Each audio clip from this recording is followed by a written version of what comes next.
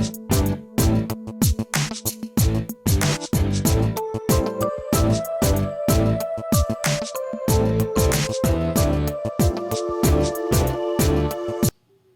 morning, everybody. Welcome to my Creative Time with Emma, and also welcome to another Scrappy Monday Layout Challenge.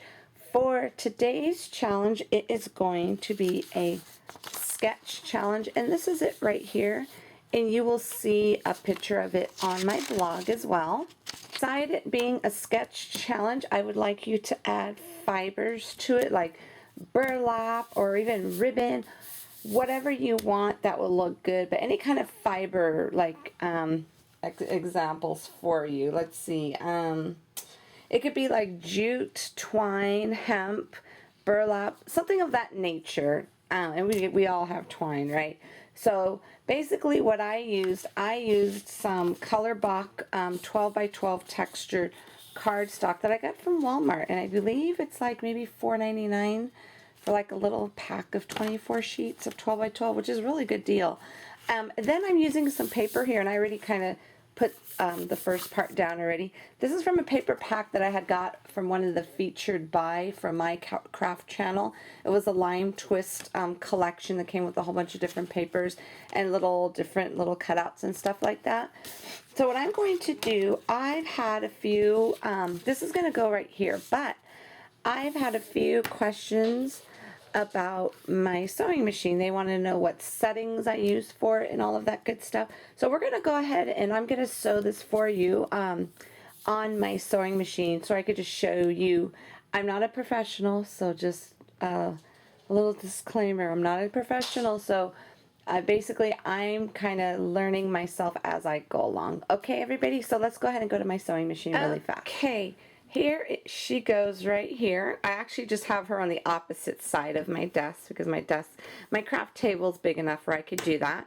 So basically what I do, sorry, my throat, I'm still trying to get my voice back because my boys, just in case you didn't know, my boys actually won the championships for their baseball on the weekend. So of course we had lots of tears of joy and happiness and just so proud of our boys. So we did a lot of screaming through the game.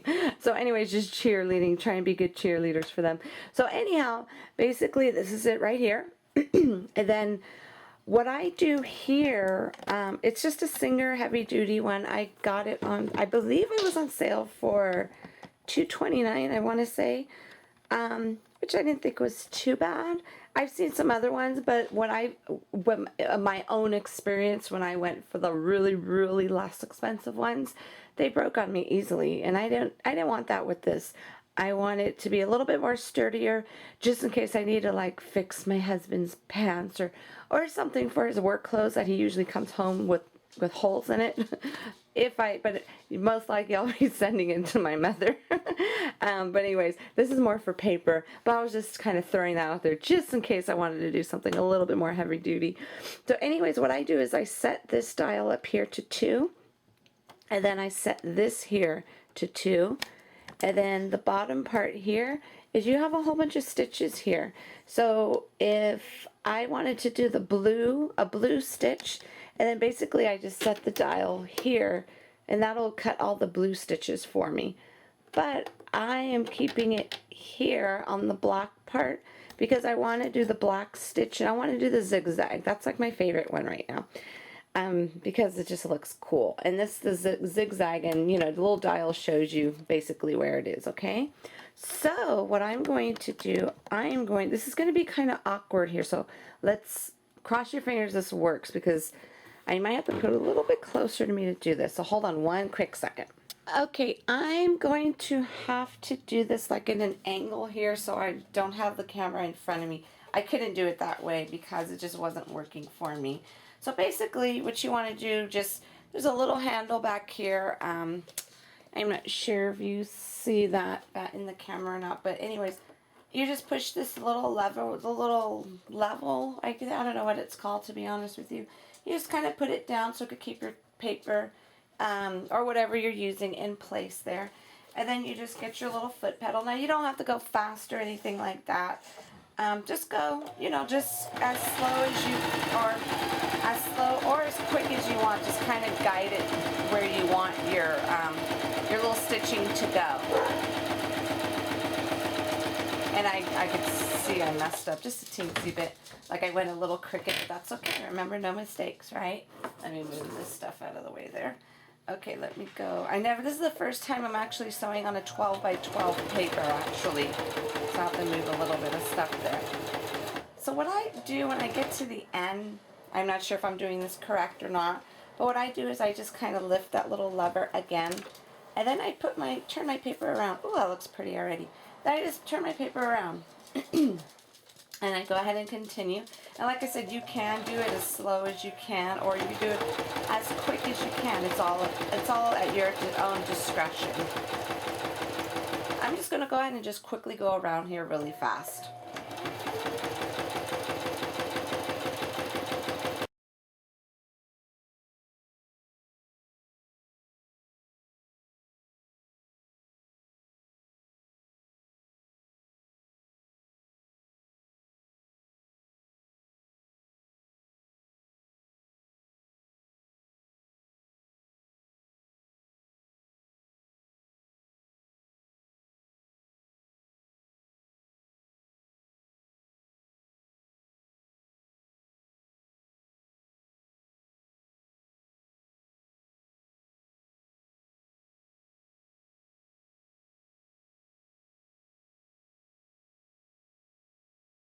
I'm all done here. So what you want to do is just go ahead and just trim the little excess pieces off. And I want to show you something really quick before we go back to the other side of my table. Okay, this is what I did. I haven't got a chance to experiment with all of the stitches on here. I just did a few. But though I basically did this, when I did the zigzag one and I found out the size that I want, I just practice on paper. You just throw it in, just kind of just thread it through. And if you see the size you want, that's how I wrote down zigzag with 2 and the length 2. I'm not sure if they're the same thing. I'm not sure if I just only had to set 1. I'm not sure, to be honest with you, because I am the type that I don't read directions. I like to just do it. And luckily the lady was really nice at the store. She actually showed me just a quick little lesson on how to use it, period, just how to thread it. So that's how I was able to learn that part. So anyway, so that's what I did. I just did it on some scratch paper because you don't want to like practice on your good paper. You know what I'm saying? Okay, so that's about it. Let's go ahead and go to the other side of my table. Here is my layout right here. And what I'm doing, I'm using some burlap here, and this is from the Liz's Paper Loft Boutique. I love this stuff. I swear, I love, love, love it. So that is going to go there, and I just cut out the same wooden paper that went here, and I just did some faux stitching around there really quickly instead of, I didn't feel like changing the thread on my thing just yet. On my sewing machine. So I just went ahead and just did quickly just some faux. So we have some real stitching and then some faux white stitching there. So what I'm going to do, I am just going to go ahead and use some zip dry glue. And then just go ahead and that's how I'm going to put my burlap down. A lot of the ladies on the design team said that this works perfectly.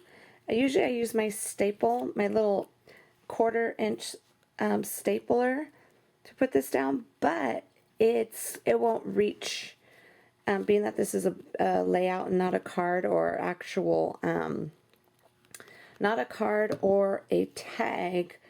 It won't really work for this. So this is going to go here.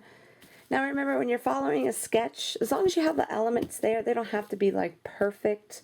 Whereas, where you have to have exact, like the sketch showed a picture here with 2 pictures at the bottom. I am not going to do that. I like one big picture, to be honest with you. I don't know. That's just me. That's just my own personal preference. And that's going to go on top of there. Do I want to? I don't want to. Actually, I'm just going to go ahead and just glue this down as well. I don't want to pop that up either. I don't want to pop that up. I'm just going to go ahead and just use my zip dry glue again and just glue that straight down onto the burlap. But you know what? Let me get a little needle here. I forgot to leave my needle in the glue. There we go. Okay. I'm just going to go ahead and get the glue down here really fast. And then this is just going to go like so right here in the center. And I wasn't going to stitch on this with my white gel pen, but I figured it was too much brown on brown, so I figured throw some white in there. So that's what I'm doing there. Let me find the cover to this. And then what I'm going to do from my little, I have this little holiday mix vintage paper tray ink buttons. If you can't get them all, this is the perfect one to have, because I keep this on my desk and it comes with a variety of colors. So what I did was I found this cute blue one right here, and I have some pretty metallic hemp twine. I guess it's hemp. No, it's not twine, I'm sorry. It's just called metallic hemp, and that's also from Liz's Paper Loft Boutique. And I figured that will look really cute right there. So let me go ahead and throw some hot glue down on that really fast.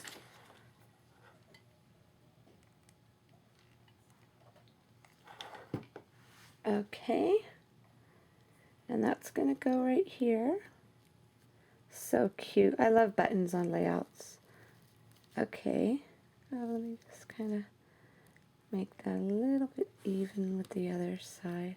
There we go. Okay, that's going to go there. And then I have these cute little cutouts that came with that set. This was this playful, silly, lively, mischievous, and funny. I thought that was really cute. So I figured this will take up the place of the two smaller pictures that were supposed to be on here. That could take the place right there. And then there was a little journaling section, but I could put the journaling somewhere else. Somewhere else, maybe right here or something, or even up here. I'm not sure, but this cute little choo-choo train, isn't that adorable? I'm going to put that probably, I'm not sure exactly, to be honest with you, because it depends on where I want my journaling. But anyways, I'm pretty sure you get the whole gist of this. Or I may just put this up there and this here. I'm not 100% sure. I'm still kind of undecisive. It depends on where I'm going to put my journaling. So anyways, everybody, so this is just a little hint of what my layout's going to look like. I'm not going to put a picture. This is where my picture is going to go. And what I did is I cut this out. You know how the pictures are usually 4 by 6. So this is cut at 4 1/4 by 6 1/4. So it could have like a little frame around it when I do adhere it down here when I'm ready to. But in the meantime, if you did play our Scrappy Monday 2 weeks ago, don't forget to check my blog to see if you are the lucky winner, because random.org chose the winner, because I cannot do it myself because too many talented ladies out there today. So anyways, everybody, have a fabulous, fabulous day. And if you're watching over at YouTube, head on over to my blog at www.creativetimeforme.com to see what the rest of my design team had done with this fun, super sketch challenge, along with some fibers to your layout. Okay, everybody, I will see you back here soon. Bye-bye.